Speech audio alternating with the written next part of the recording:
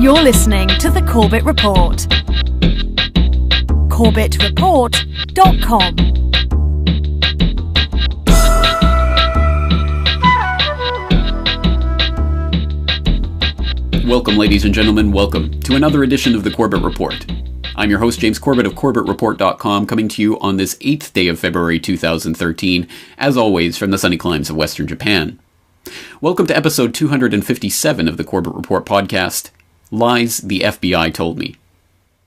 Now, I am sometimes contacted by concerned correspondents out there who wonder if I am worried about my own personal health and safety, given that I often speak up against the powers that shouldn't be, and specifically a lot of the alphabet soup agencies that unfortunately wield so much power in our modern war on terror, Big Brother surveillance state paradigm.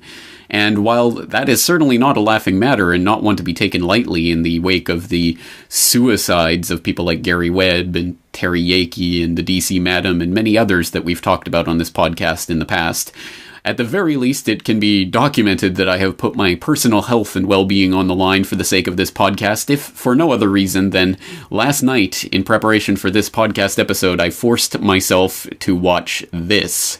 And for those who are listening at home rather than watching the video version of this podcast, I am holding in my hands J. Edgar, that putrid piece of historical revisionism that was excreted out by that Hollywood sycophant Clint Eastwood, and which seeks to really reify J. Edgar Hoover and the institution, the monstrosity that he helped to create in the 1920s, the Federal Bureau of Investigation, the department, the Bureau of Investigation as it was known then, a rather modest subsection of the Department of Justice when J. Edgar Hoover took it over in 1924, but which quickly and under his guidance expanded into this, as I say, sprawling monstrosity of a bureaucracy that we know today. And it's, well, there's a lot to be said about this disgusting display of revisionism that Clint Eastwood excreted out, as I say. But to its credit, I suppose we can say that it, at the very least, glancingly touched on some of the key aspects of the J. Edgar Hoover story, if only in the most tangential of ways. And it does have all of the elements there, at any rate. His homosexuality, his cross-dressing, both of which obviously played into the blackmail that he was under from various groups, including, of course, the Mafia for many years. But also, for example, some of the underhanded and illegal and subterfuge that he used to gain and grow his political power and influence in the early years of the Bureau, and of course that he used to maintain power over that Bureau for well nigh half a century. A staggering amount of time, and as I'm sure people know, he stayed on well past the mandated 65-year retirement age. And how did he do that? Well, it was because of the remarkable leverage that he had over president after president, through the use of his illegal wiretapping techniques and other underhanded illegal techniques for gathering information on the political class. This is not something that's disputable. This is not something that people speculate about. This is something that has long been well known and documented. So for one instance of that, we'll turn to a rather mainstream documentary that makes this very point, that it was this type of leverage that made sure that J. Edgar Hoover was at the bright burning center of the American empire for half a century. Hoover had developed a reputation as a bully who would not hesitate to destroy lives and careers to get what he wanted. Above all, Hoover inspired fear. Hoover had information on everybody, especially the politicians. This was his way of controlling everybody. He knew how to do that. He was an expert in that area.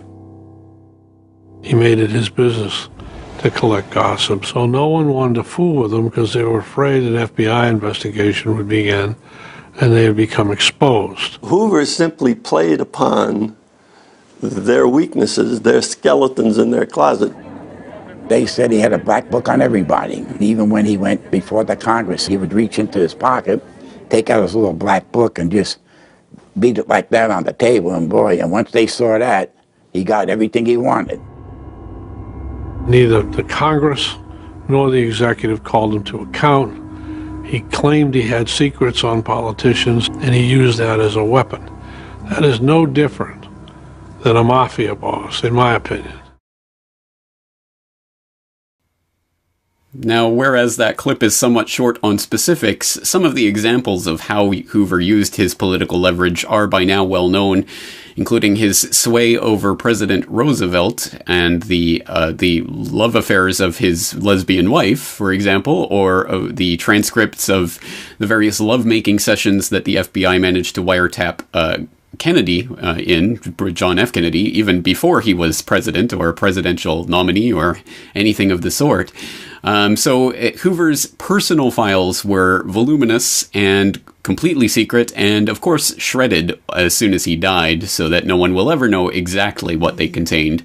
But certainly there was a lot of information that he used as political leverage against even presidents. Yes, the president is not necessarily the top of the U.S. government, is not necessarily the end-all and be-all. Who would have thunk it? Well, as I say, by now some of this is well known, or at least should be, and is even admitted in the types of Hollywood movies that come along attempting to make a god out of this putrid man, really, that attempted to rule over the American populace with an iron fist for half a century, despite his own gambling addiction and various persuasions in personal matters that he condemned in public life, etc. But that is not really the heart of the issue, I think, when it comes to the FBI. That is just the story of J. Edgar Hoover, and while it is fascinating, and while I hope we will cover that in more detail specifically in the future on this podcast, today we're looking at the bigger picture of the FBI and how it has grown and been fostered and thrived and survived all these many decades, and how it has become the institution that it is today. And in order to understand that, we have to understand a key fact, not only about the FBI as an institution, but really about every government agency, and that is simply the fact that these agencies receive their reason for existence, their very justification for being, from the types of events that they claim to be trying to prevent. So whenever there is a spectacular terror attack, of course every government agency gains in power and in presumed authority to be able to prevent the next attack. So every failure is in fact a massive gain for the system at large. And this is something that, if Hoover did not necessarily directly realize and consciously plan in the early days of the FBI, it is something that he very much worked towards in the later days of the FBI, quite specifically. And that has to do with the creation of boogeymen. This, again, should not be much of a surprise to people who have understood how the war on terror paradigm functions, but this was well understood decades and decades and decades before most of the public ever heard of false flag terrorism, let alone experienced it.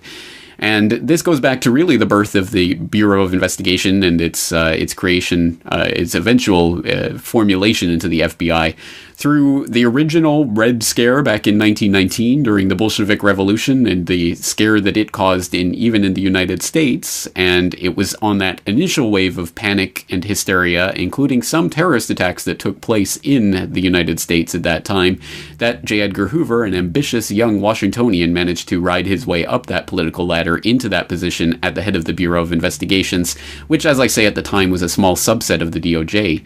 And it was through boogeyman after boogeyman that the FBI continued to gain and accrue power and influence until it became what it is today. So we can trace this, for example, through the Great Depression and the era of the Mafia, the Chicago Mafia, which, of course, was brought about through the Prohibition, which actually made the Mafia into what it was. But that being what it was, the FBI managed to garner some of the praise and adulation of the public from taking down some of these mobsters, and the death of John Dillinger and other such things loom large in the legacy of J. Edgar Hoover, at least the one that was meant for public consumption. So these are the types of antics that really grew the FBI and its place in an American mythos, and it was on the back of events, for example, like the Lindbergh baby kidnapping, that the FBI was able to implement the Lindbergh Law and to be able to centralize a database of fingerprints of criminals and suspects from all across the country that have been taken by police departments all around the country, and to set up a new criminal lab to investigate forensic evidence and to modernize itself and aggrandize itself and grow its budget to become the largest law enforcement and the most sophisticated law enforcement force in the world. And of course, that was exactly what Hoover was aiming at, so it was just convenient that these types of massive problems kept coming up to enable him to justify the ever-growing budget and staff of the FBI. Helped along in no small part by the public relations office of the FBI, which was all the while illegally using taxpayer money to promote itself and its own people, and of course J. Edgar himself and his own mythos. But that being what it was, again, it was on the back of all of these terror scares and other types of boogeymen that came along from time to time that the FBI continued to grow and continued to take on more and more power. And so it was that, for example, by the time of the 1960s, it was a well-established pattern that the FBI was constantly looking for subversive groups and constantly trying to infiltrate them with the aim of taking them down. And by that time, really, the subversive groups were composed, that group was composed of basically anyone that J. Edgar Hoover personally didn't like or didn't want to see having power. So, of course, that idea started to expand and expand until it was no longer people who were plotting immediate threats to the U.S. government, if it ever really was those people. It was now people who were attempting to organize at the community level or to affect actual change in the communities. And so it was, of course, that the FBI was involved heavily in working against the anti-war movement in the 1960s and all of the groups that were associated with that, and, of course, the radical black activists who had that crazy idea of not only attempting to get civil liberties, but perhaps even to construct an alternative system to the U.S. government-approved and mandated system that was in place at the time. Well, of course, such radical subversion had to be subverted itself by the FBI, and so was born such things as the Counterintelligence Program, COINTELPRO, which people may or may not know the details and specifics of. I'll put a link in the show notes to a time when we did an entire podcast on COINTELPRO and what it was really about and how it functioned and operated.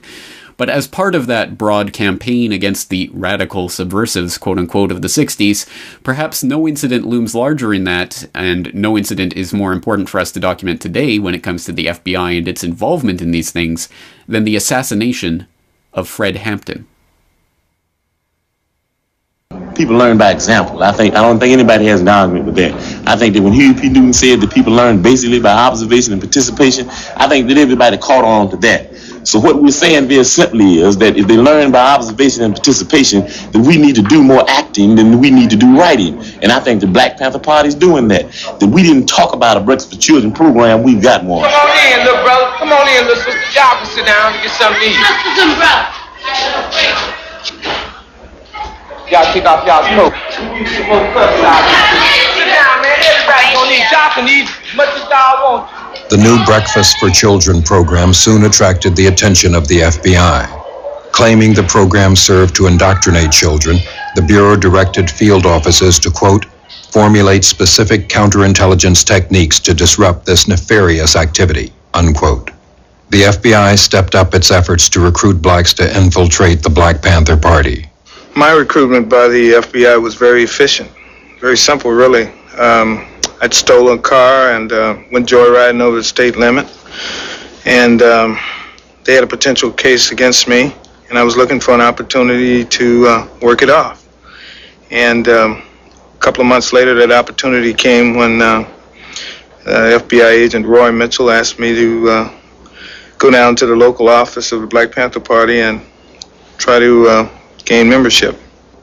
In a report made public in the summer of 1969, FBI Director Hoover declared the Black Panther Party the #1 threat to the internal security of the United States. I think, frankly, that he overstated the concern, the real concern that the Black Panthers were to the country. I think it was legitimate for him to state that they were a violent and unlawful element. But referring to them as the most dangerous or most important, and I don't remember exactly the words he used, the greatest threat to the United States at that time, I think, was an overstatement. The police community is sort of a built-in reward and punishment system of its own, and you get a lot of rewards when you go after who the boss says is the bad guy and you get him.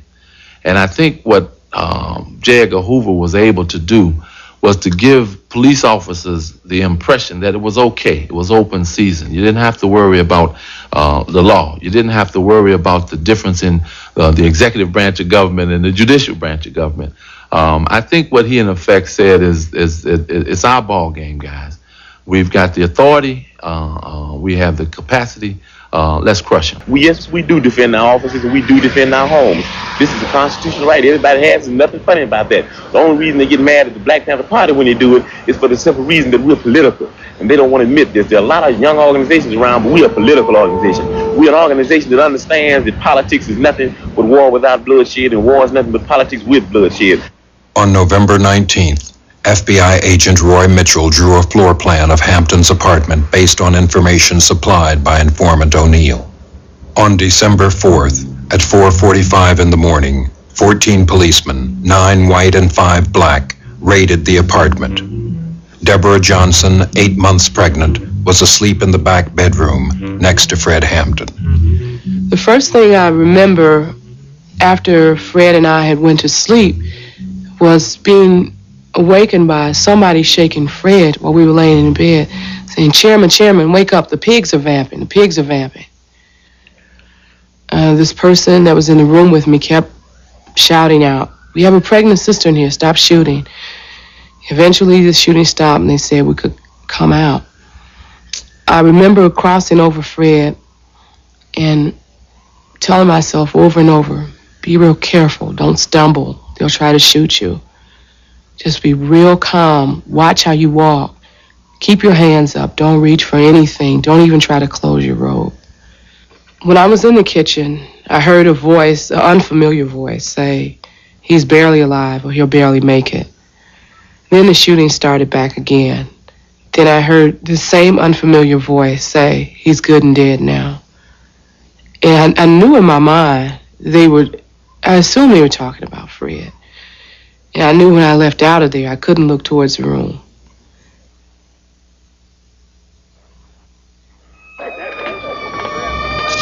Party leaders Mark Clark and Fred Hampton were killed in the raid.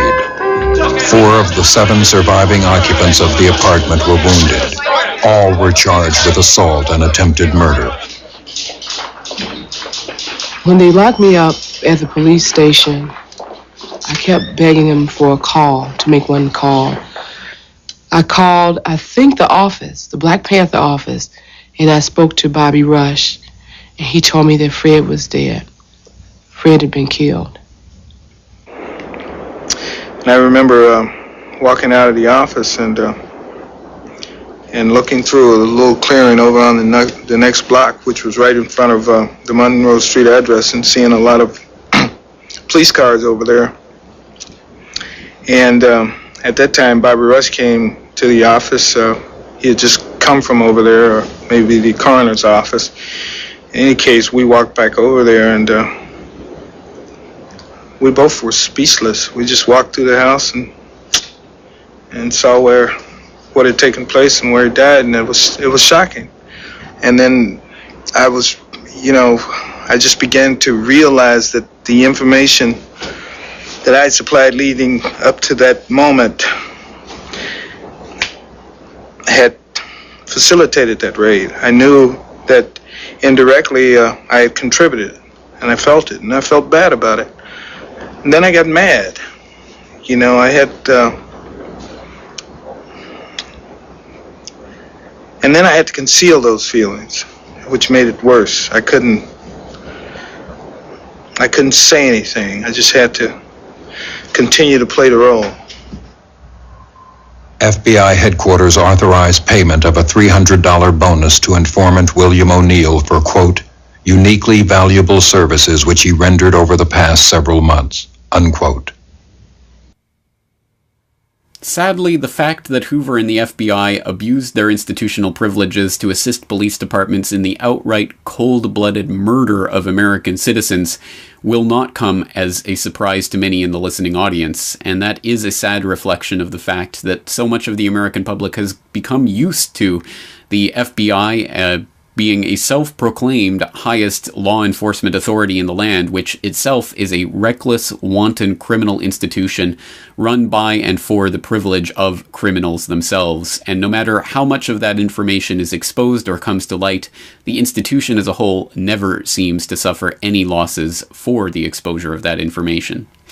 Well, on that note, if the stakes were that serious back in the 1960s, perhaps some might think, well, that was a bygone era, a different era of American politics, and certainly J. Edgar Hoover is no longer the director of the Bureau, and things have moved on since then. The Bureau as a whole has developed and learned from the lessons of the past. Or so the mainstream establishment media would like you to believe, and then go back to sleep and continue watching Hollywood tripe churned out by the likes of Clint Eastwood for your sources of news and information. Unfortunately, for those of us living in reality, we know that in this age of terror, the institutional criminality of the FBI has only become all that much more apparent and all that much more serious. And we can trace this back at the very least to the onset of the age of terror in the United States with the first bombing of the World Trade Center in 1993. And it has entered into alternative media folklore that it was, this was a plot that was in every way, stage, shape, and form engineered by the FBI through its informant, who was actually in on the plot to create the bomb. This, as so many other pieces of information, is based in reality, but gets some of the key facts wrong. So for those who are interested in the conversations between the FBI informant and his handler, John Antichev, they are available online. I've played them on the Corbett Report before, so I will include some links so you can find out more about that, including my own reporting on it in the past. But I will also include a link to a previous conversation we had with Tom Secker of investigatingtheterror.com, where he corrected some of the misconceptions about that entire plot, including the fact that the FBI informant did not himself personally make the bomb that did end up getting used in the WTC 1993 explosion. That bomb ended up getting made by Ramzi Youssef, whoever that really is, and that's a fascinating story for another day. But at any rate, there's some slight complication to the idea that the FBI actually created the bomb that went off in the World Trade Center.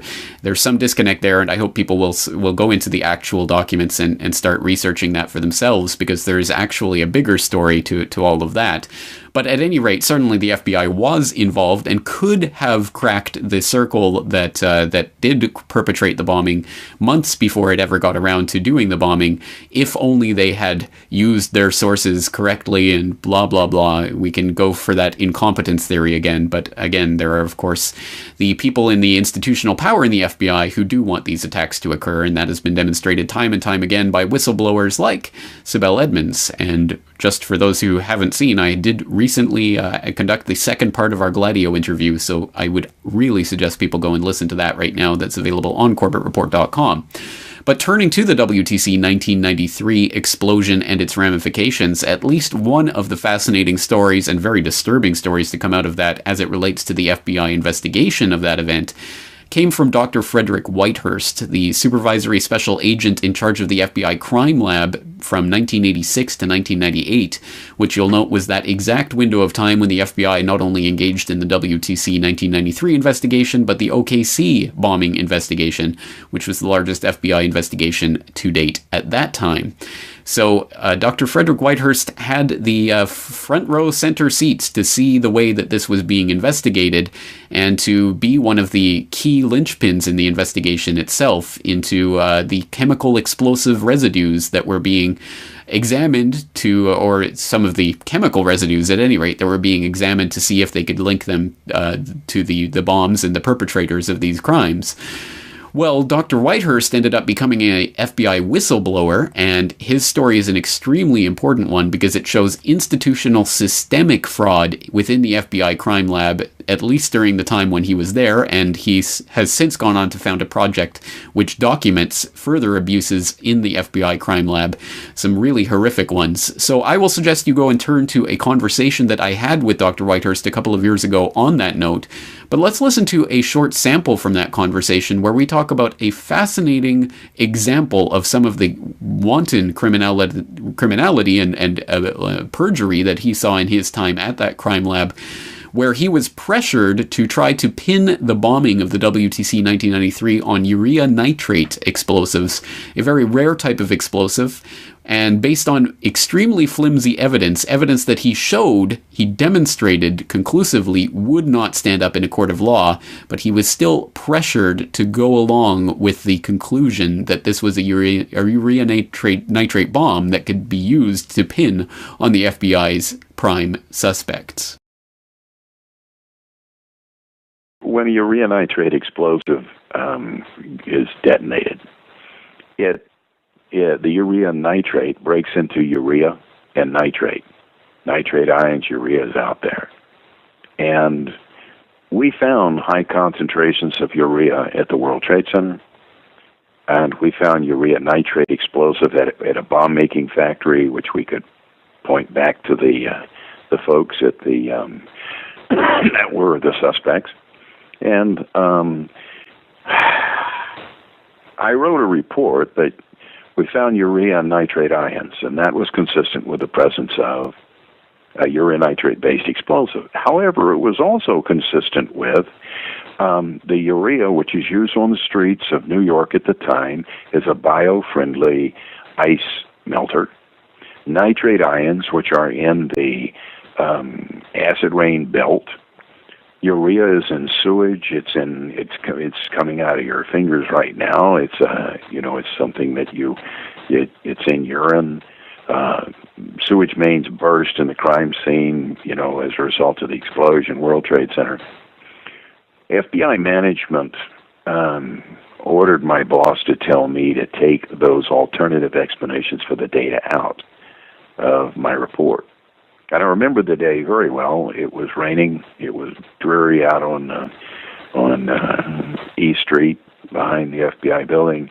I was looking out the window, and I told my boss, well, they can just fire me. I'm not going to lie in this report. I'm going to lie in a court of law. Well, ultimately, they just fired me because they needed somebody to lie. But another individual in the lab decided to just come in and give them the answer they wanted. And when he put himself in that position, in order to convince our managers that these things were true, Steve Burmeister, my partner at the time, and I made some samples and told the fellow they came from the crime scene. One of them was actually urine.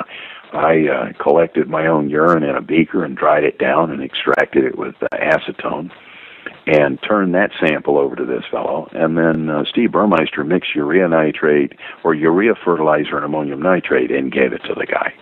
And his response in detecting these things was, okay, we got him now. That was urea nitrate bomb. And then we went to our manager and said, oh, here's the problem. And this is what's going to catch you when you get to court. This guy's ready to declare a urea nitrate bomb, and he doesn't know what he's doing. He's not trained in explosive analysis. He doesn't understand chemistry. He doesn't even have a degree in chemistry. And yet he's being declared as your chief chemist, and you're going to put him up front to make a point that's going to blow this case all apart, and it's going to show the government's going to lie in court. And so we told the manager what we did. The manager absolutely blew up at us. We were astonished. What do you mean? I'm not going to embarrass my chief chemist, and don't you ever do anything like this again. Well, Mike Isikoff at the Newsweek magazine at the time wrote the incident up that I was so frustrated at management, I got a beaker and urinated in it. And that's where he stopped. Made me look sort of like a fool. But that's what, excuse me, I chide Mike about that all of these years when he calls me every once in a while. That isn't what happened. That is, what happened was we showed that this individual, without any realization of what his data meant, was willing to make a statement in a court of law that was completely false, and would have very much threatened that prosecution or that case. Kind of gives a whole new meaning to pissing off the FBI, doesn't it? Sorry, I had to go there. At any rate, Dr. Whitehurst's story is absolutely fascinating, and sadly, it does not end there. In fact, a very similar scene was to play itself out just a couple of years later in the same crime lab, which was investigating the 1995 Oklahoma City bombing of the Alfred P. Murrah building, which was eventually pinned on Timothy McVeigh and Terry Nichols. And that bombing supposedly was the result of an ammonium nitrate fuel oil bomb that was basically cooked up by Nichols and McVeigh the day before the bombing itself, and which accounted for all of the damage which we saw at the Murrah building, according to the official story.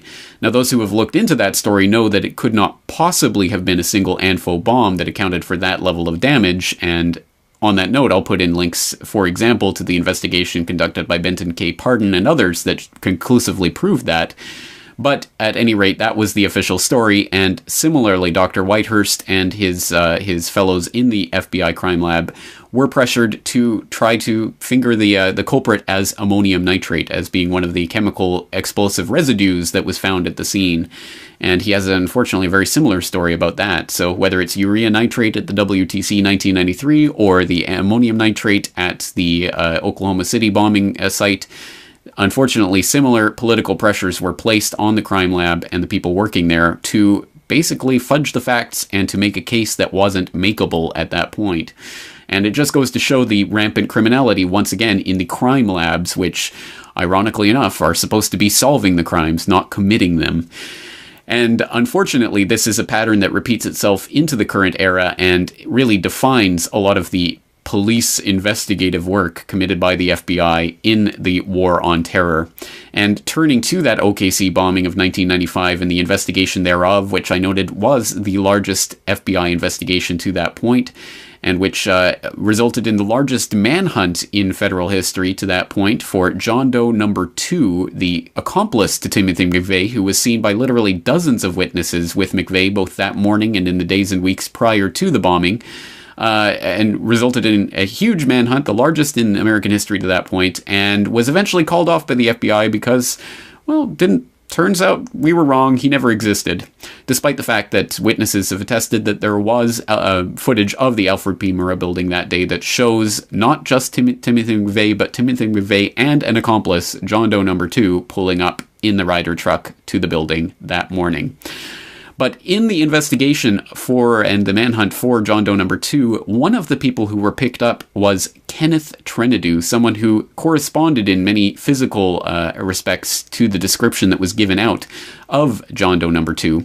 And Kenneth Trenadu ended up dying in federal custody through what was described as suicide, but in fact was a vicious torture and beating. And unfortunately, yes, there is evidence of this, and you can go and look at the pictures, etc. online and listen to the story as told by his brother, lawyer Jesse Trenadu, who has now for decades been trying to get the truth about what happened to his brother. And that has led him into the heart of the OKC story and its investigation, because that is the heart of the cover-up, through which eventually resulted tangentially, as it turns out, in the death of his brother. And we've had several conversations with Jesse Trenadu. He's appeared on other programs besides, so just type his name into a search engine, find out more about Jesse Trenadu. I'll include some links to some of our previous conversations, because his story is such a crucial part of what happened at OKC, and he's gotten so many of the records of what happened there. But it's some of the records that he has not received from the FBI that are perhaps the most interesting, including the records of that surveillance video, which, again, witnesses have attested does show the moment when the Ryder truck pulls up to the Alfred P. Murrah building. Surely the most important physical evidence that would be possible to produce in such an investigation, but which was never produced in court, and which the FBI claims it can't find. It cannot find any of the surveillance footage. A few years ago, they came out to say, hey, we found some of this surveillance footage, and it turned out that it was footage from around the Murrah building, some of the businesses surrounding the Murrah building, and in every single case, in the exact places where you would have been able to see the Ryder truck driving by, at those exact moments, all of these different tapes along the route, several of them, all happened to go blank at that exact window of time in which the Ryder truck would have been passing. And this was explained by saying, well, those tapes were being changed. Apparently all these different tapes in different locations run by different companies were being changed at the same time, which just happened to be the time that the Ryder truck was passing. Well, quite an interesting coincidence. And it's in his ongoing and continuing search for more records about this, and perhaps even the uncovering of the actual surveillance tapes themselves, although I'm not personally holding my breath that the FBI will ever willingly cough that up. But at any rate, in his ongoing legal attempts to pry this from the grip of the FBI, Jesse Trindade has uncovered some very interesting ideas about, well, the ways that the FBI takes criminal investigatory records that might be problematic for the institution and its allies, and, well, puts them into a magic memory hole where they are never seen or heard from again. And this is a fascinating story. It's one that I covered in the Boiling Frogs Post Eye-Opener report from last year. So let's take a listen to this report, actually from 2011, I should say. So let's take a listen to this report talking about the idea of zero files.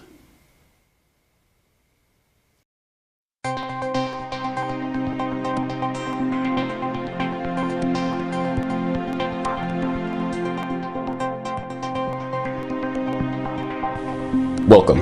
This is James Corbett with your eye-opener report from boilingfrogspost.com. And now for the real news. A recent court case in Utah has uncovered yet more evidence that the FBI is hiding key documents from the public by placing them in a separate, hitherto unknown electronic storage medium known as an S drive. The fact that this drive was previously unknown has raised the specter that the FBI are using it as a place to hide requests for sensitive documents through the Freedom of Information Act. Now, a federal judge has given the FBI until the end of the month to explain what the S drive is, how it is being used, and whether it contains key documents related to the case in question. The case concerns Salt Lake City-based lawyer Jesse Trindade, who has been investigating the death of his brother Kenneth Trindade at an Oklahoma federal transfer facility in 1995. The government has maintained his brother's death was a suicide by hanging, despite the fact that his brutalized corpse revealed him to have been beaten to death, with cuts and bruises all over his body.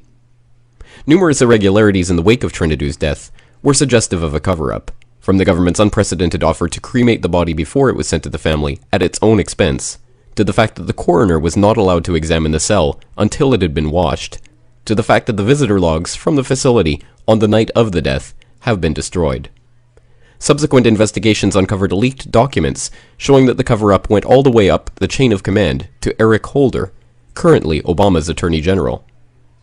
Originally baffled by the extent of the cover-up, several tips, including one from Timothy McVeigh himself, led Jesse Trindade to the understanding that his brother had been transferred to an Oklahoma transfer facility because he fit the description of the so-called John Doe No. 2 in the Oklahoma City bombing case.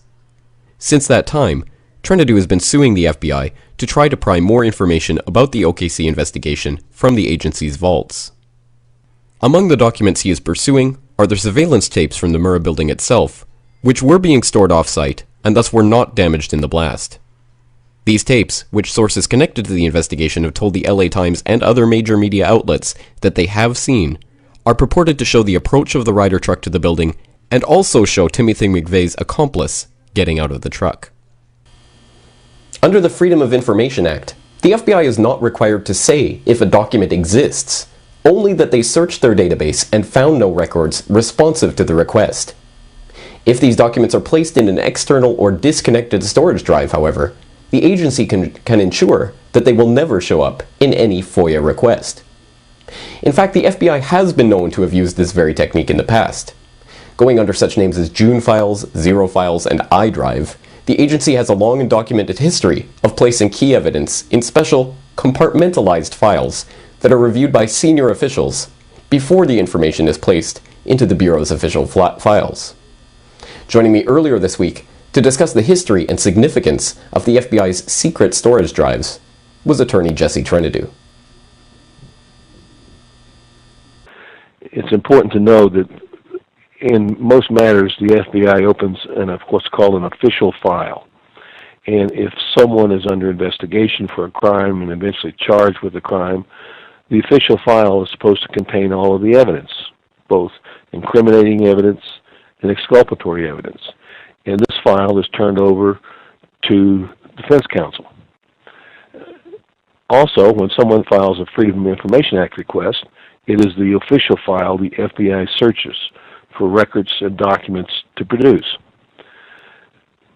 Starting, and I'm sure it existed before this time, but I learned during the course of this fight that during the 1970s and 1980s, the FBI had what was called a June file, and I don't June, and I don't know if that's an acronym for something, another name or whatever, but the June file was where they placed evidence and other materials and information they did not want to disclose to defense counsel in criminal cases or make public through a Freedom of Information Act request.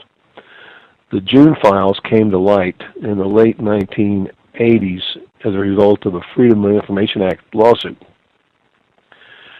I next found and uncovered the fact that after the June files were revealed, the FBI implemented another evidence hiding system called the Zero files, ZERO, and this served the same function.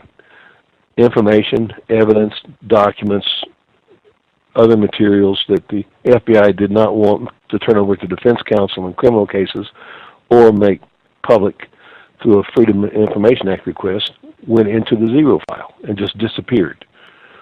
And so if you filed a Freedom of Information Act request, the FBI would look at the official file and come back and report there was nothing there that you might be searching for if it was this type of information. After the Zero files were revealed, I found out that, and as a result of my lawsuit, that they implemented, the FBI implemented a new system called the iDrive. And it served the same function as the June files 2 decades ago, the Zero files a decade ago, and the iDrive was implemented apparently in the late 1990s and into the 21st century. So we're in court, and I am arguing and the fact that the FBI has this elaborate system, a continuing, evolving, living system almost for hiding the truth, hiding evidence, hiding embarrassing information or whatever it is that they do not want the public or defense counsel to see in criminal cases. And so I reached the point of the iDrive, and suddenly the attorney for the FBI interrupts and advises the court that the iDrive is irrelevant. And the judge says, why? And the attorney says, because we've replaced it with the S drive. And that caused all kinds of commotion in the courtroom, because that, to my knowledge, is the first time there's been a public acknowledgement by the FBI that they do now have an S drive.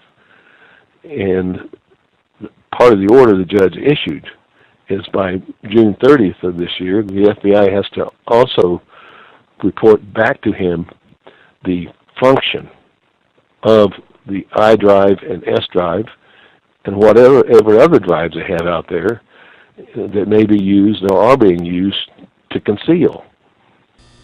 Critics of the FBI have long noted how the Bureau under J. Edgar Hoover's leadership sanitized files to hide potentially embarrassing information about the FBI and its agents from the public. In a conversation with the Corbett Report last week, Colleen Rowley, the former Privacy Act coordinator at the Minneapolis FBI field office and noted FBI whistleblower, confirmed the sordid history of the FBI's attempts to conceal information from the public and revealed other methods that keep key records from being accessed through FOIA requests. The commentators who are dredging up this history of J. Edgar Hoover and always wanting to sanitize the files before a case would go to court are absolutely correct. We had a huge scandal with the Timothy McVeigh prosecution in Oakbaum, and that case came about, the scandal came about actually in the summer of 2001, right before the 9/11 attacks. That came about because in that case they had gone to this new, more open discovery, but that's not the FBI's normal procedures. Normally, the commentators are totally correct. The FBI had the idea that non-relevant information would not be provided. And certainly this is embarrassing in FOIA cases. I mean, by law they're required to give out an entire file. Well, one of the ways to get around not giving out an entire file afterwards is say you identified several wrong suspects. And you can see this in the high-profile cases of the anthrax killer, where they had to pay $5 million to somebody for being Hatfield, for being identified as a suspect. The Richard Jewell case in the Atlanta bombing. So those cases where they have identified even completely wrong persons, it's embarrassing afterwards to give out all that information. So the FBI tries to find ways to file documents so that they're not considered relevant. And I don't know the whole context of these I drives and S drives where there's been different information, but I know that's consistent with past track record of putting information into control files that so it does not pertain to an actual case classification. And the other thing, that, of course, that the FBI does in Freedom of Information is they have a very antiquated system that's not consistent with word searching capabilities.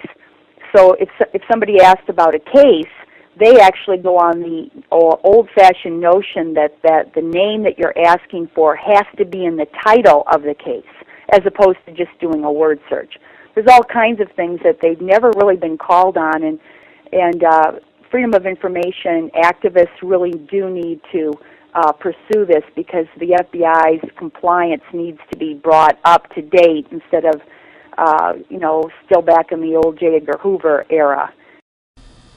Spokespersons for the Bureau have so far refused to comment to the press about the S-Drive story, citing the ongoing litigation. The court order requires them to present a full explanation of the use of these document storage systems to federal court by June 30th. For more on this story, stay tuned to BoilingFrogsPost.com and corbettreport.com. This video is part of a new weekly video news series. Future editions of this series will be available to subscribers of BoilingFrogsPost.com. For more news and commentary from James Corbett, please visit corbettreport.com. Any American citizen who is not outraged at the idea that the FBI has been getting away with this for so long is not paying attention, so hopefully more people will become aware of this and will spread the information about how the FBI is doing things like that, and also blackballing FOIA requests and other things that we've gone over in eye-opener reports in the past. So once again, I'll invite people to check the show notes for this episode for more on all of that.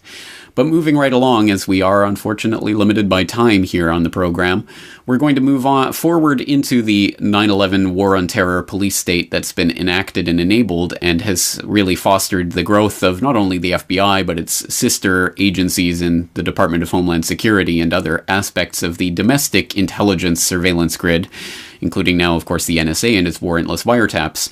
And there's, again, too much to possibly say in a single podcast episode about all of that, so let's concentrate on one very specific investigation, as it provides something of a window into all of this. And once again, I'll note that this particular investigation and the officer involved is mentioned in my recent conversation with Sibel Edmonds, the FBI whistleblower who people should know best, should be acquainted with by now. So once again, please go to corbettreport.com and listen to that recent interview, which will be being made as a video later this weekend, so please keep your eye on youtube.com/corbettreport or corbettreport.com for that. But let's turn to an article that I wrote, a few years ago now, back in July of 2009, called 9/11 and Cyber Terrorism. Did the real cyber 9/11 happen on 9/11? And this is about the fascinating case of P-TECH. It's something that I've talked about many times in the past and will continue to talk about, because it is one of the linchpin pieces of the 9/11 puzzle that is almost universally ignored by 9/11 researchers, so I will continue talking about it. And in this article about P-TECH that I'll invite you to read in its entirety, we talk about one of the investors who gave $5 million of the $20 million of startup money for this firm, which developed enterprise architecture software that had backdoors into all of the most sensitive government agencies and large corporations that one could possibly want access to if one was looking to, well, say, disrupt the communication between the FAA and the Pentagon and NORAD on 9/11.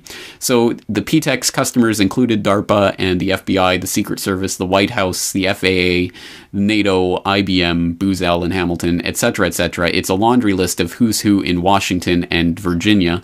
So I would suggest people acquaint themselves with PTEC if they haven't already. But part of that entire PTEC story is the story of the investigation into Yassin al-Qadi, one of the investors in PTEC, and how that investigation was stifled. So reading from that section of that article entitled Stifled Investigations, it reads, quote, "In the late 1990s, Robert Wright, an FBI special agent in the Chicago field office, was running an investigation into terrorist financing called Vulgar Betrayal. From the very start, the investigation was hampered by higher-ups. The investigation was not even allocated adequate computers to carry out its work. Through Wright's foresight and perseverance, however, the investigation managed to score some victories, including seizing $1.4 million in U.S. funds that traced back to Yassin al-Qadi. Wright was pleased that when a senior agent was assigned to help investigate the founder and the financier of PTEC, but the agent did no work and merely pushed papers during his entire time on the case. Shortly after the 1998 African embassy bombings, Vulgar Betrayal began to uncover a money trail linking al-Qadi to the attack.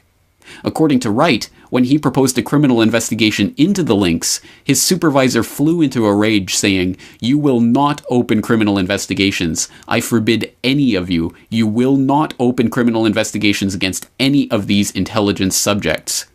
Wright was taken off the Vulgar Betrayal investigation 1 year later, and the investigation itself was shut down the following year. In the aftermath of 9/11, Indira Singh, a risk management consultant for JP Morgan, was looking for enterprise architecture software to implement the next generation of risk management at the financial juggernaut. Impressed by their client list, Singh invited PTEC to demonstrate their software. It wasn't long before she began discovering the connections between PTEC and international terrorist financing. She worked exhaustively to document and uncover these links in an effort to persuade the FBI in Boston to open their own investigation into PTEC. But she was told by one agent that she was in a better position to investigate this than someone inside the FBI. Despite the persistent efforts of Singh and the testimony of company insiders, the FBI did not inform any of the agencies contracting with PTEC that there were concerns about the company or its software."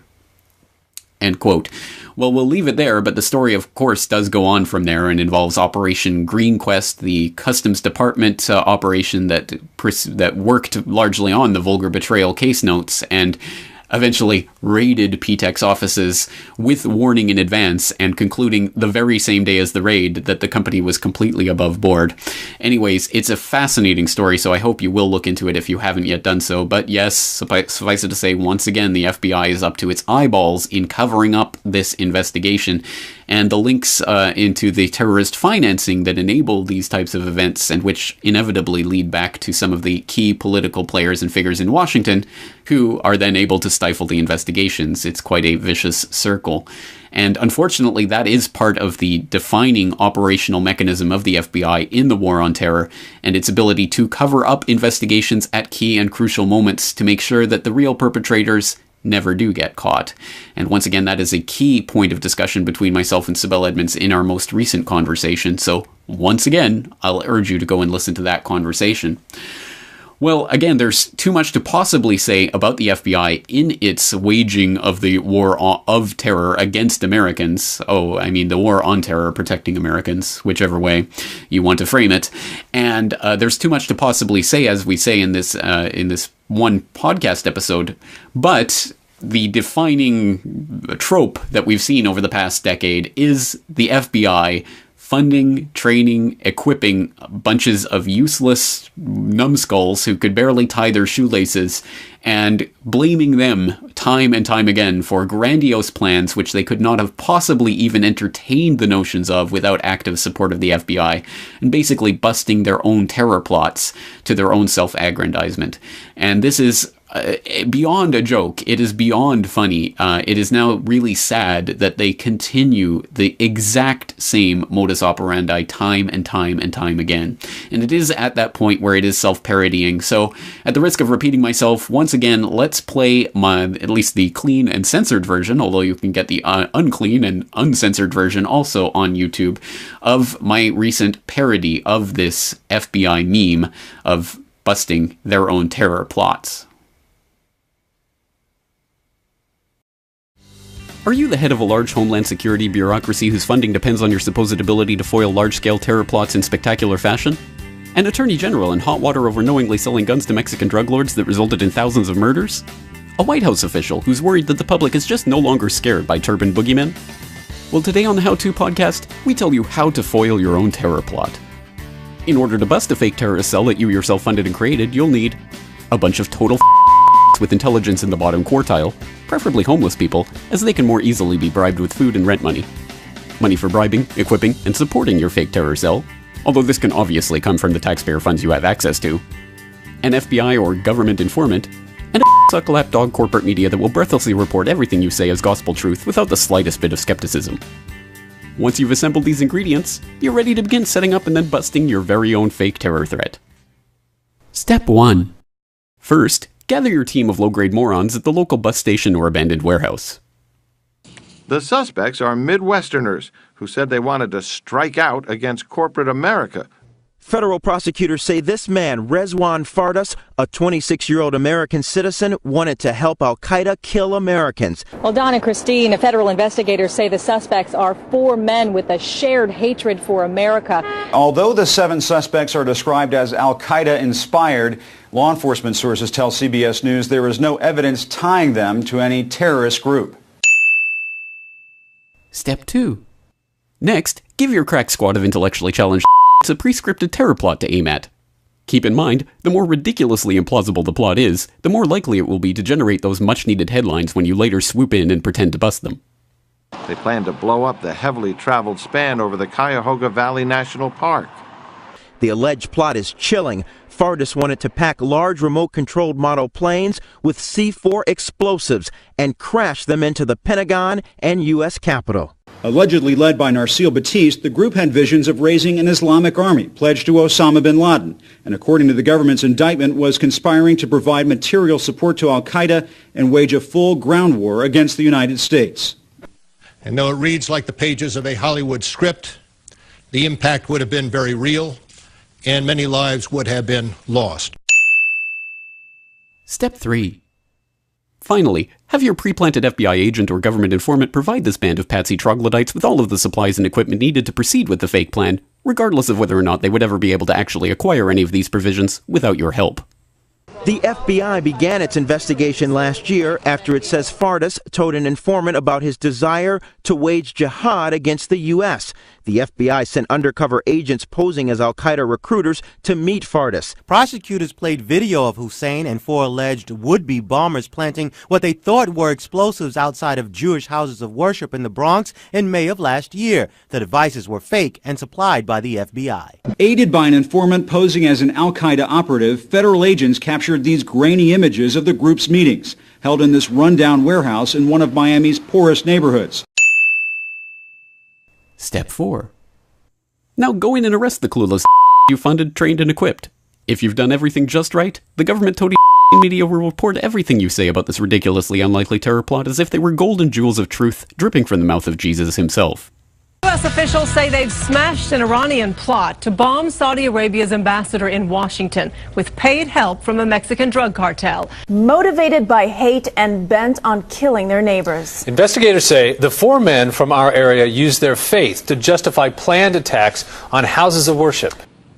John Miller is joining us now. John, how does blowing up the bridge further their fight against corporate America? Well, it's a little muddled, Scott, but their theory was that, A, it would force the government to put security on every bridge in the country, and that would cost money, and that, B, it would mess up traffic and keep people from getting to work at those big companies. A lot of people say these guys who wanted to blow up the Sears Tower and FBI buildings are just a collection of misfits and wannabes, nothing to worry about. I think this is actually an update of the Islamic extremist plan for the perfect day. Pro tip: if anyone from the media bothers to press you on any of the actual details of your fantasy scenario, admit everything, change the subject, and pray that no one notices. The man have any actual contact with any members of Al-Qaeda that you know of? The answer to that is no. Did you find any explosives, weapons? And you raise a good point. This has been a public service announcement from the Friends of the FBI, DHS, and DoD, helping to keep America stocked with would-be non-terrorists who can't tie their own shoelaces since 9/11/2001. Because ignorance is strength. Sometimes you have to laugh in order not to cry, or not to scream, or not to fly into a rage and pull all your hair out. But at any rate, that is my contribution to a better public understanding of what's happening in this age of terrorism, perpetrated and fostered and funded and equipped and trained and then busted by the FBI time and again. And it's the ones that they end up just not busting in time that are the ones that the public has to be worried about for their own personal safety. So there's, again, too much to possibly say about the FBI as an institution in one podcast episode, but I at least hope we've touched on a couple of the main ideas, which is one, that Hoover was very much on the ball when it came to the maxim that knowledge is power, and he very much used his knowledge and leverage over politicians to maintain his power over them, and thus demonstrating the entire political paradigm as it continues to exist to this day. And as we've seen time and time again, every time a politician steps outside the lines or even threatens to do so, they can be brought down exactly in 3.5 seconds by basically unleashing the hounds. And one can look, for example, at things like the Spitzer affair to see how that type of thing can be perpetrated. But again, this happens time and time again, and it just goes to show that those who collect the information illegally or otherwise on these politicians are the ones who control these politicians. And the other main idea to take out of today's episode is that war is the health of the state, and terror and boogeymen are the health of these investigative agencies.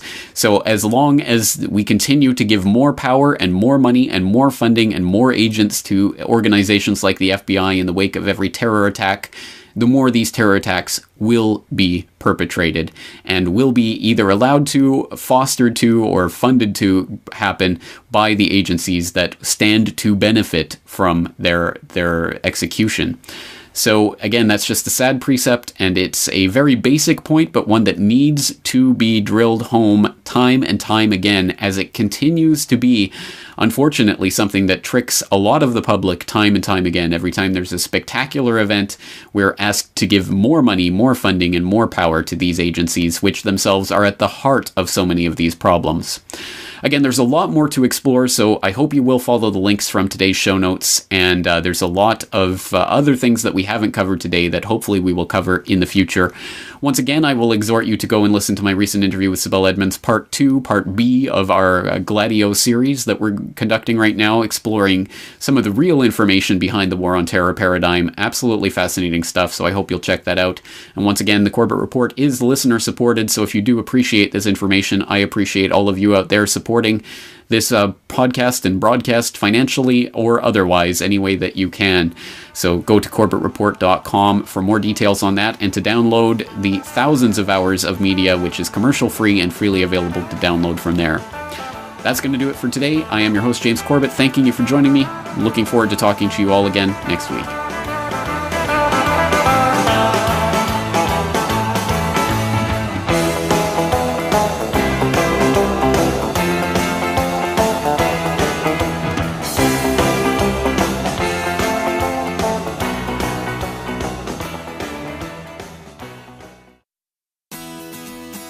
The Corbett Report is brought to you by the Corbett Report subscriber, a weekly newsletter featuring James Corbett's International Forecaster editorial, recommended reading and viewing, discounts on Corbett Report DVDs, and once a month, a subscriber-only video.